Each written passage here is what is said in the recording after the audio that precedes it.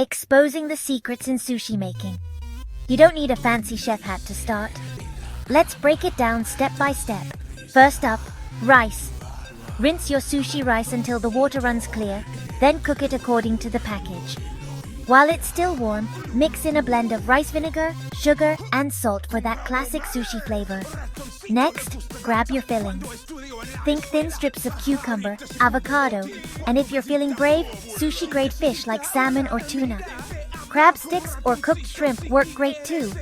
Now lay out a sheet of nori, shiny side down, on your bamboo mat. Wet your hands to stop the rice from sticking, then gently spread a thin layer of rice over the nori, leaving about ½ an inch at the top. Line up your fillings in the center.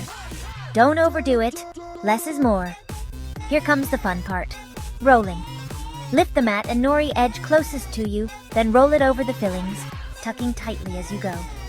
Squeeze gently to shape, then unroll and admire your work. Finally, slice your roll into bite-sized pieces with a sharp, wet knife. Serve with soy sauce, pickled ginger, and wasabi. And there you have it, homemade sushi, no chef required. Think you can handle it?